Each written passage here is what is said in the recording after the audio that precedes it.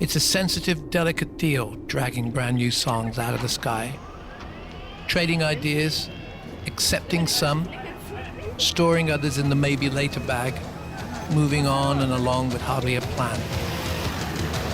During the Zepp years, I never imagined a full-scale album project without the other guys, and even less the idea of new writing partners. But then, since 1981, I've enjoyed many amazing, exciting musicians in the sharing, in the writing, in production and engineering. Men and women who encouraged and enlightened, introducing me to crazy curves I could never have imagined. For this podcast, I'm going to be picking out some songs from here and there along the way, mixing constant shifts in sound and intention from across this long old time. There's a story in all of them. I'm Robert Plant, and this is Digging Deep.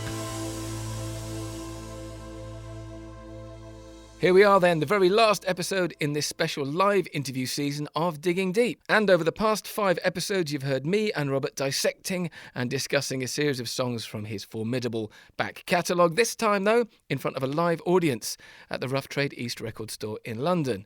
Something that was done to mark the release of the Digging Deep 7-inch vinyl box set. And the playlist of that box set is now available to stream online as well. So as well as talking about a song, it was a live recording, so even more spontaneous than usual. And in fact, we ended up discussing some of Robert's future plans, which you'll find out more about in a moment. But let's start with a track which is taken from Robert's 1988 album, Now and Zen, an album we haven't featured on the Digging Deep podcast until now. So prepare to learn the secret identity of the Tall, Cool One.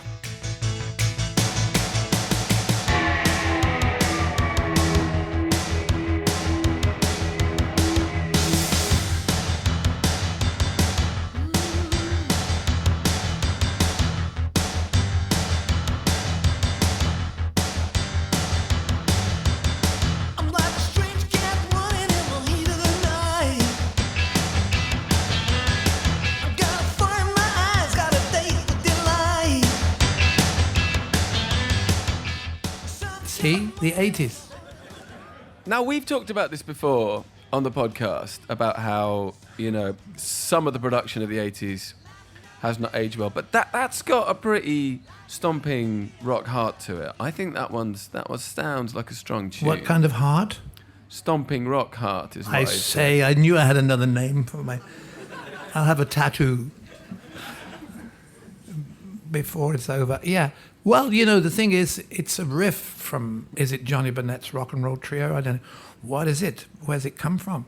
At that point, you know, I'd given up with the whole idea of being a rock singer. You know, it's like, hello, is there anybody else out there who's got this thing going on? Oh, yes, somebody else can do that. I'm going to do this kind of camp rock, other way of doing things a little bit somewhere between Iggy Pop and maybe Talking Heads or something like that. Just go someplace where it's almost there, but it's letting you know it could be a lot more violent and a lot more cliched.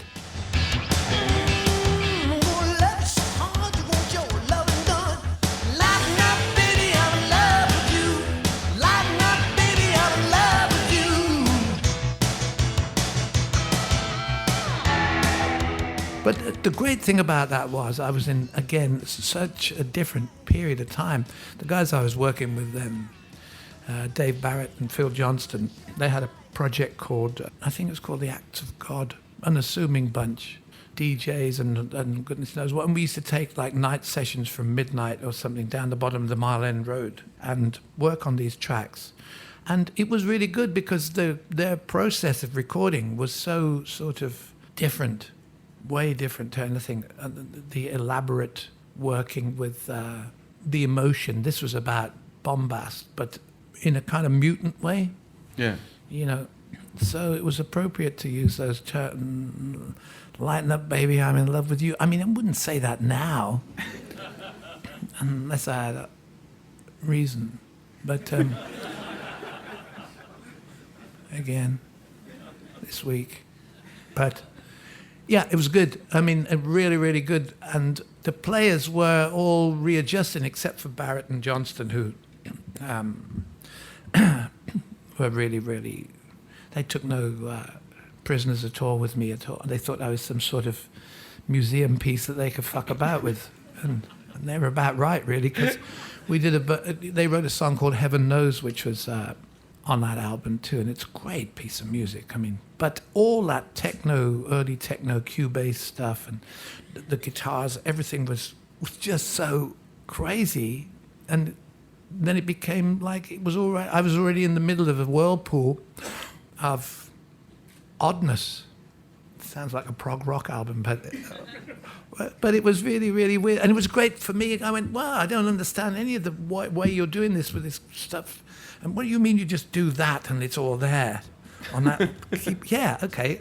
And it was brilliant. It was really good. We did some great stuff together. And Jimmy came along and played a solo. How was that? It was good. It was brilliant. I mean, obviously.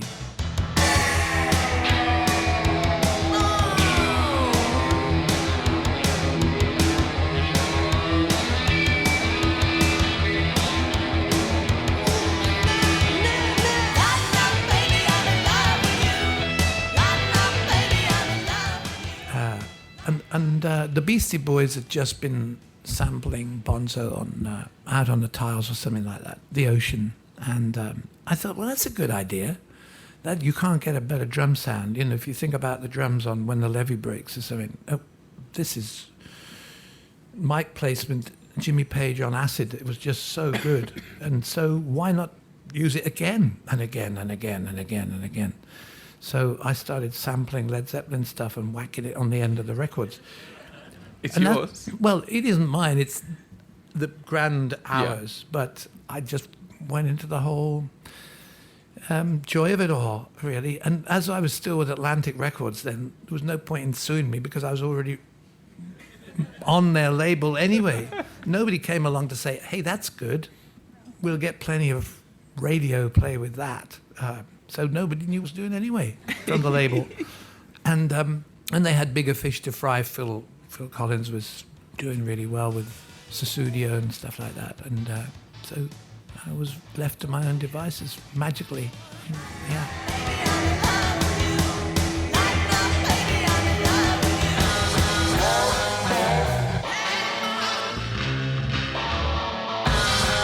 Great though, it's really good.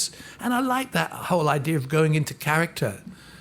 The 175 millisecond slap back on the vocal, that getting in there and wearing a leather jacket with no sleeves. Yeah, this was it. I was watching the video because one of the cool things, you know, a load of your videos have been like repolished, remastered and put out again. It's really nice to see them in the full HD and watching the video and just like remembering how important MTV was at that time. It was like, it wasn't just... No, that's right. It was the platform. I was on maximum rotation. You can only imagine what that's like.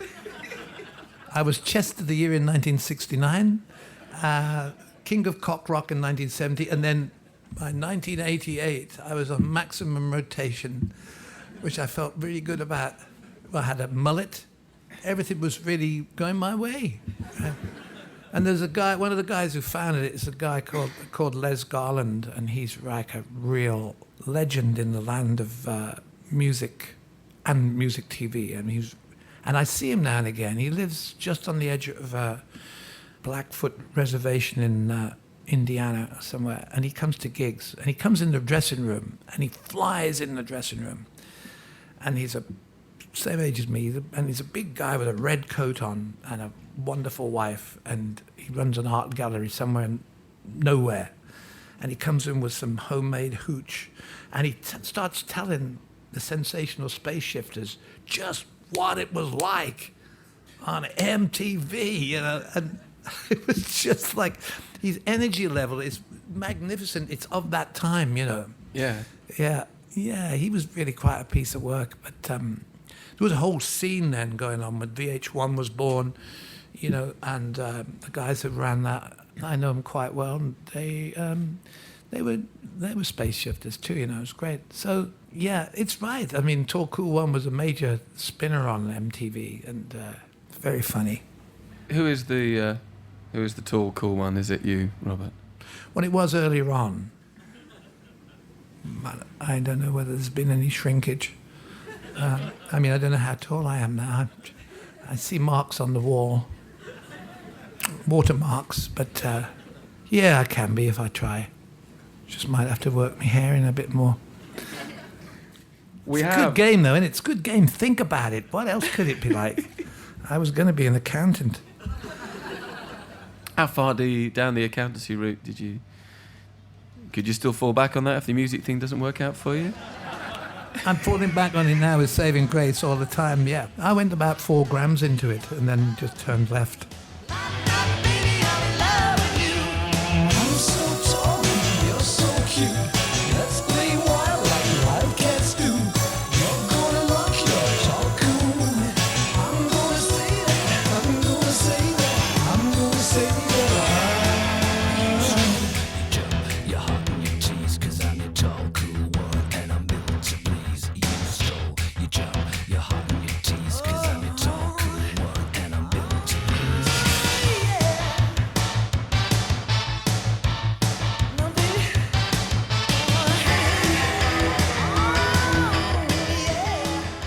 So finally, because we are coming to the end of our time, what can you talk about that's next? If there is a roadmap? The nearest bar for a kick-off, because I didn't drink very much yesterday. The excitement of drinking 0% alcohol in a stadium in Barcelona and seeing what people do when they think that they've drunk a lot of beer is, well, I intend to reverse that completely. My body is my temple, but only for another 5 minutes, I think. And we've done a few of these talks now. Do you want to keep doing them? Should we keep talking about some more songs in the future? But I'd like, please, sir, if I could, to bring in a couple of bits and pieces that I did in New Orleans, and also stuff that's not anywhere to be found. And maybe have if we called it Digging Deep and we were starting to do this, I think we need to have it slightly, we need to bring in a treasure from somebody else. Yeah. And maybe even get them on the phone. Stuff that no one's ever heard before. Well, yeah, they probably heard it, but they forgot it. I don't know. Yeah. Okay. I'll take that as a yes then. Well, I don't know what it means anyway. I mean, the people said to me in America, you should put some adverts around this, you'll make a lot of money. But I like the idea of talking about these things because the people I played with are incredible players and great spirits, really, really good people. And, you know, the funny thing is, people are now saying that some of that stuff back then was good. And at the time they were saying, what a piece of shit this is. It's like, hey, you know, it's come right round and now, you know, the wallpaper's back on the wall. Yeah. Well, the box set is a thing of beauty. I have to thank everybody, especially Lucy and Nick and the people at Warner's, because it's not something I would have ever imagined doing. I've got some great stuff I recorded in Morocco, by the way, but that's that's another story, though. Yeah, but it's great. It's really good. It's nice I love vinyl, and I think really that everybody who buys a box should have a turntable free of charge. But that's not going to happen, though. So, I mean, the more people can actually get into the vinyl element of things. It's a beautiful thing. So, thank you for doing this. Thank you very much. It's always a pleasure. It's always a pleasure. Thank you for coming along. It just got to say, ladies and gentlemen, thank you very much, Mr. Robert Plant.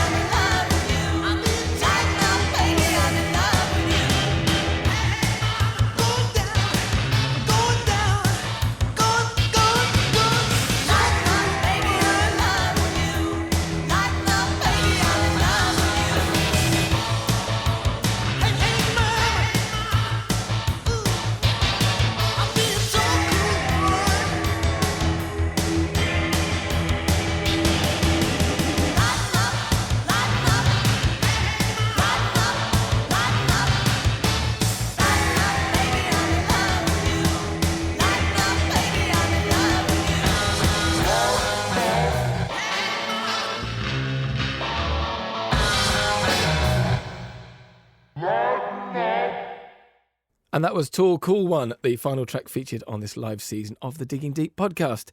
You can check out all of Robert's back catalogue now on all good streaming services, and the Digging Deep podcast playlist is streaming now live as well. Also, all the other episodes of Digging Deep are up wherever you get your podcasts. So if you haven't done so, subscribe and get stuck in. There's amazing songs and some brilliant stories in there. So it just remains for me to say thank you from me, from Robert, and from the team.